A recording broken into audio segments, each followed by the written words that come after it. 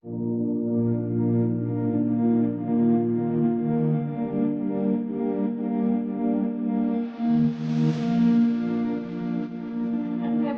विस्तार चैनल में आपको पढ़ाने वाले हम केमिस्ट्री। ठीक है, तो केमिस्ट्री, ये कौन सी केमिस्ट्री? पहली बात तो ये हमारी है बेसिक केमिस्ट्री। बेसिक केमिस्ट्री ये हमारी है बेसिक केमिस्ट्री, जीरो लेवल वाली। जीरो लेवल वाली क्यों? क्योंकि इससे बच्चे सीखना स्टार्ट करेंगे। ठीक है, तो यहाँ से हम लोग डेफिनेशन, पहले रसायन से हम लोग डेफिनेशन निकालते हैं। रसायन, ठीक है, तो ये हमारा है रसायन विज्ञान। रसायन विज्ञान, ठीक है, तो रसायन विज्ञान का जब हम लोग संधि विच्छेद करते हैं तो हमको रसायन से मिलता है रस धन आयन। ठीक है, तो जिसके अंतर्गत हम लोग रसों का, लिक्विड का, ठोस का और गैस का, ठीक है, रस में क्या क्या आ सकता है भाई? लिक्विड फॉर्म वाली चीजें आ सकती हैं, द्रव्य, ठोस और गैस। तो जिसके अंतर्गत हम लोग ठोस, द्रव्य, गैस, इन चीज़ों का स्टडी करते हैं। आयन का मतलब, उसको हम रसायन बोलते हैं। तो आयन का मतलब देखिए, आयन का मतलब होता है स्टडी, स्टडी, अध्ययन, अध्ययन। ठीक है, तो स्टडी का मतलब होता है अध्ययन, और हम लोग रसायन में रस टाइप की चीज़ें, लिक्विड फॉर्म वाली चीज़ें, ये सारी चीज़ें हम लोग जिस सिस्टमैटिक स्टडी करते हैं रसायन विज्ञान के अंदर, उसको हम लोग बोलते हैं रसायन विज्ञान। ठीक है, तो जिसके अंतर्गत हम लोग इन सारी चीज़ों का स्टडी करते हैं उसको बोलते हैं हम लोग क्या? रसायन। ठीक है, तो अब यहाँ से हम लोग स्टार्ट करने वाले हैं कि रसायन विज्ञान की बात हो गई। अब हम लोग स्टार्ट करने वाले हैं एटम और मॉलिक्यूल्स। ठीक है, एटम और मॉलिक्यूल्स होता क्या है? तो अक्सर जब भी बच्चे स्टार्ट करते हैं केमिस्ट्री पढ़ना तो परमाणु और अणु में जरूर अटक जाते हैं, परमाणु और अणु में जरूर फंसते हैं। ठीक है, तो अणु हमको बोलते हैं अंग्रेजी में मॉलिक्यूल्स, मॉलिक्यूल्स। ठीक है, तो जो हमारे मॉलिक्यूल्स हैं और ये हमारा है एटम, ये दोनों होते क्या है?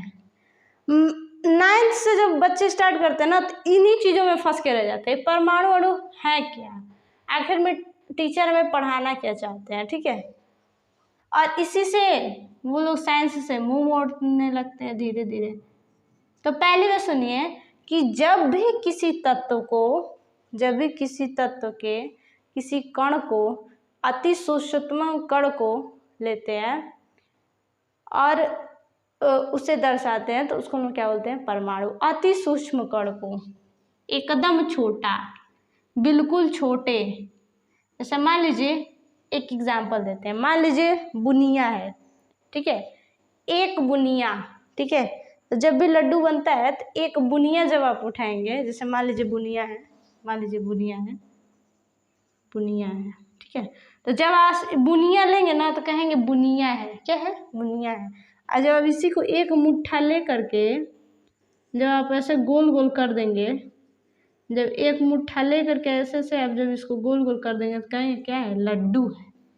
तो अगर आपसे कोई पूछे बुनिया और लड्डू में अंतर बताइए तो आप सीधे बता देंगे भाई। उसी तरीके से एक छोटे से कण को, किसी वस्तु के एक छोटे से अति सूक्ष्म कण को हम लोग क्या बोलते हैं? परमाणु बोलते हैं। जैसे H, हाइड्रोजन का परमाणु जैसे आएंगे तो सीधे H लिख देंगे भाई, H लिख देंगे गोला के अंदर। ठीक है, और यहाँ पे अणु देख लीजिए, ऐसे मुट्ठा लेकर के इतना सारा चीज जैसे मोड़े है ना ये, तो एक लड्डू बना है। उसी तरीके से जब आप H+ और H+2 करेंगे तो हमारा H2 हो जाएगा, और इसी को हम लोग हाइड्रोजन का अणु कहते हैं। ठीक है, अब दोनों में बड़ा कौन है? दोनों में हमारा बड़ा कौन सा है? अणु। अणु क्यों बड़ा है? क्योंकि उसमें दो या दो से अधिक परमाणु मिलकर के क्या बनाते हैं?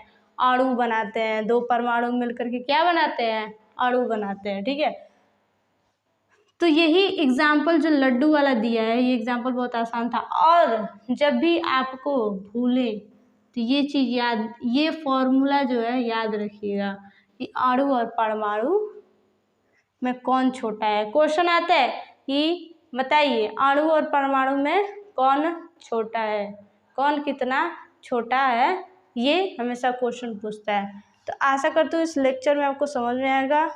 ठीक है, समझ में आ रहा होगा। तो यहाँ पे देखिए एलिमेंट के बारे में पढ़ते हैं। एलिमेंट क्या होता है? एलिमेंट, तो एलिमेंट हमारा कौन सा होता है? एलिमेंट को हिंदी में बोलते हैं हम लोग क्या? तत्व। तत्व।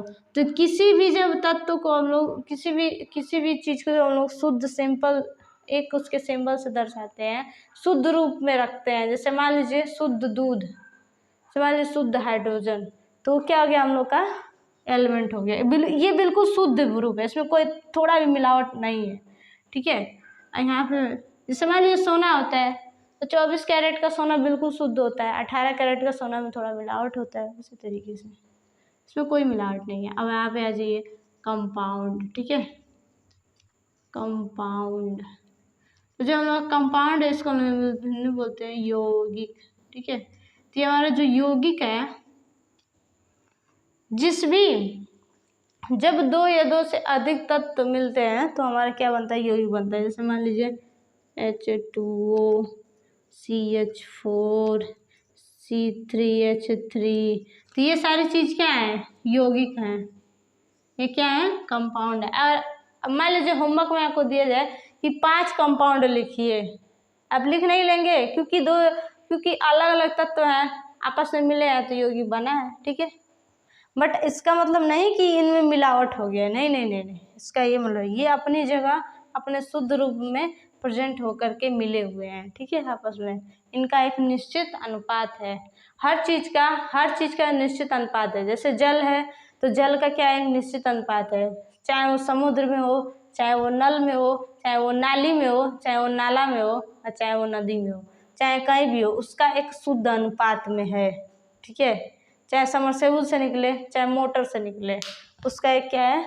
शुद्ध अनुपात है। तो आशा करते हैं आपको इतना बेसिक जो है 0 लेवल का समझ में आया होगा। तो कृपया हमारे चैनल को लाइक कीजिए, शेयर कीजिए, सब्सक्राइब कीजिए। हर हर महादेव, हर हर महादेव।